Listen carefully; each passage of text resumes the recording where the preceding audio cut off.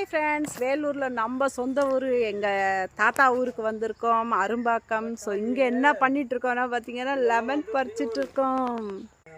So இந்த இயற்கையான விஷயங்கள் பார்க்கும்போதே எனக்கு பயங்கர ஹாப்பி ஆகிடும். ஸோ லெமன் மரம் நல்லா அழகாக நிறைய லெமன் பழுத்துட்ருக்கு.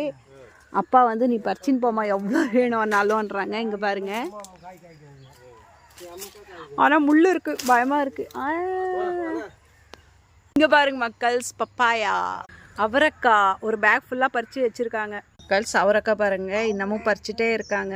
ஆக்சுவலி எனக்கு இந்த பூ பேர் தெரியல, ஆனால் காக்கடா மல்லி கிடையாது, வேறு ஏதோ. உங்களுக்கு தெரிஞ்சிச்சுன்னா மறக்காமல் கமெண்ட் பண்ணுங்கள் இந்த ஃப்ளவர் பேர் என்னன்ட்டு.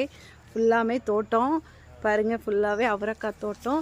ஸோ அப்பாவோட சொந்த தம்பி வீட்டில் தான் இருக்கோம் நம்ம. இப்போ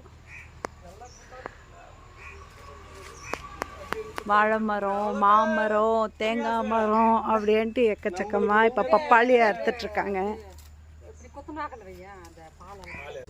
மக்கள். இங்கே பாருங்கள் வெற்றலை.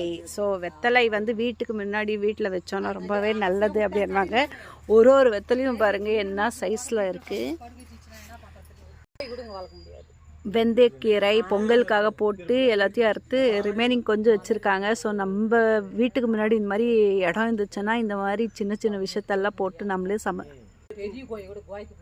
சமைச்சு நம்ம சாப்பிட்டுக்கலாம். இதெல்லாம் ஒரு பெரிய பெனிஃபிட் இல்லைங்களா? இந்த மாதிரி இயற்கை இதில் வாழ்கிறதே பெரிய ஒரு இதுதான்.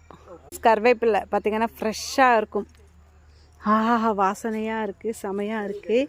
அண்ட் அவரைக்காய் பாருங்கள் ஹைட்டில் எவ்வளோ காய் காய்ச்சிருக்குன்ட்டு. இங்கே பார்த்தீங்களா,